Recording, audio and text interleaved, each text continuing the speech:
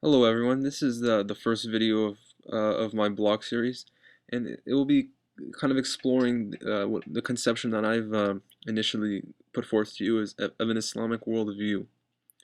Now, in order to understand what I mean by this, I guess I should probably explain what an Islamic worldview would consist of, or a worldview for any matter. So I guess I make two different definitions or conceptions within this conception of a worldview. The first being an overall perspective for which one sees and interprets the world. The second being a collection of beliefs about life, the universe, held by an individual or a group. So I guess the question would be is, how does Islam in particular fit with this worldview?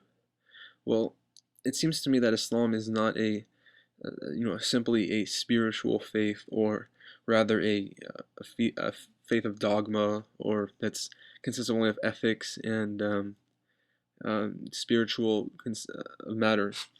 This is far different from Stephen Jay Gould's theory of noma, or non-overlapping magisteria, which um, tries to say that religion and is different from the natural world and can't be explained by that.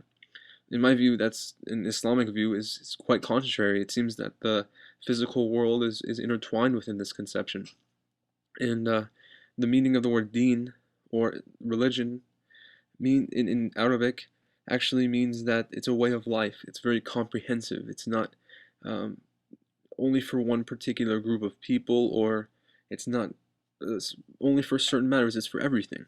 It's a unified theory of knowledge. And so, how do you determine this worldview?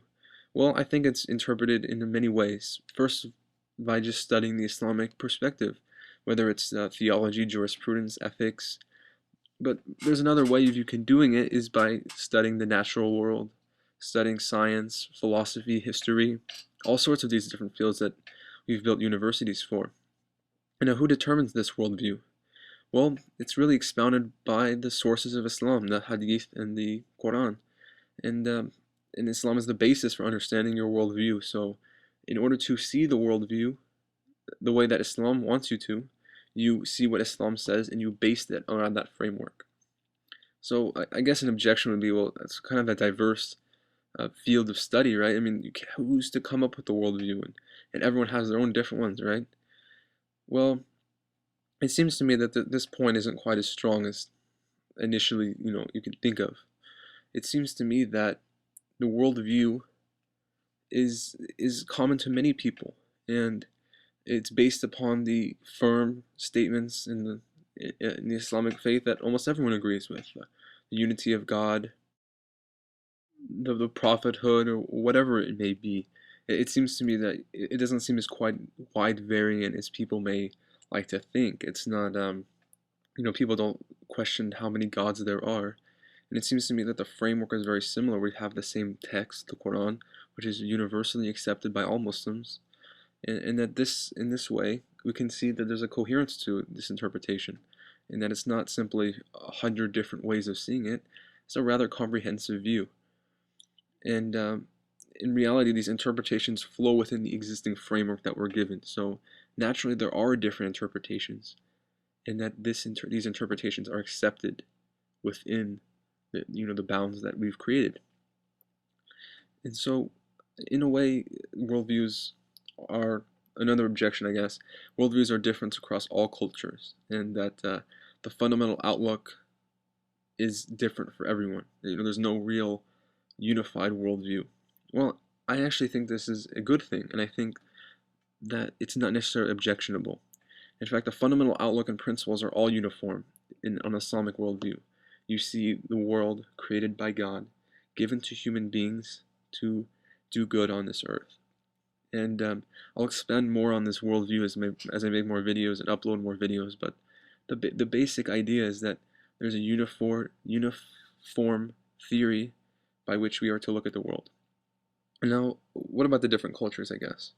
Um, I guess at the time of the Prophet, you would see difference in different worldviews, different problems, and the worldview would accommodate these different problems.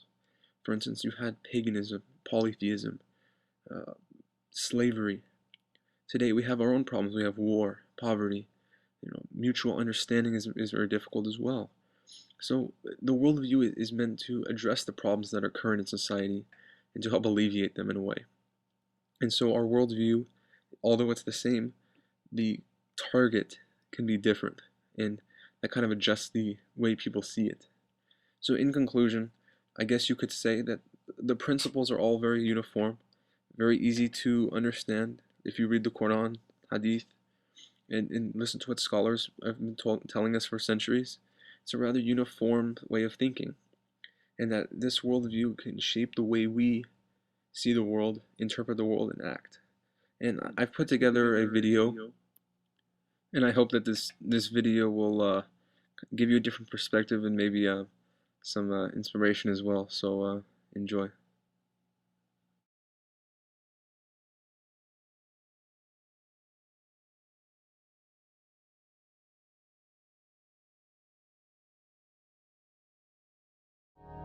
Worldview, as the word suggests, is how we look at the world around us. How do we understand life as it hits us in the face? Nobody is without a worldview. The only question is it a good one or a bad one? A worldview is a set of basic assumptions that help you make sense about reality, or it's a set of basic assumptions about reality. A worldview is like a lens through which you see things, and you're not really aware of the lens, you're only aware of the things you see. So it becomes the glasses, the spectacles, the filter through which they're actually seeing life. And the whole universe and the world and human life is understood through that lens. On the basis of that worldview, you make your momentary judgments in life. So everyone has a worldview. And I think it is the grid that frames the nature of reality for you and the judgments that you make for yourself and others in life. There's a proverb that says, "As a man thinketh, so shall he act," or "so is he," depending on the translation. And our thinking really does govern the way we act, the choices we make. There are ideas that have consequences, and our culture is shaped, first of all, by distorted ideas that yield distorted lives. If you don't understand the doctrine whereby God is sovereignly involved in every aspect of your life, then you have no basis for stability, no basis for morality, no basis for hope. God wants us to see the world the way He's told us it is. Everything begins with an infinite personal God, and the whole universe and the world and human life is understood through that lens.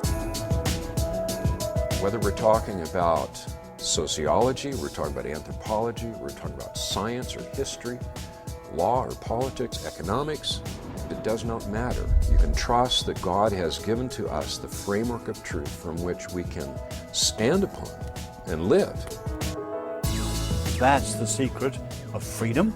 That's the secret of humanness. That's the secret of fulfillment. It is the truth of who God is, and it is the trust that He really is who He says He is, and that His truth claims are really real. You can trust them with your very life and your very soul. I am convinced that that is exactly what truly transforms people, and you will find it to be one of the most glorious moments in your life.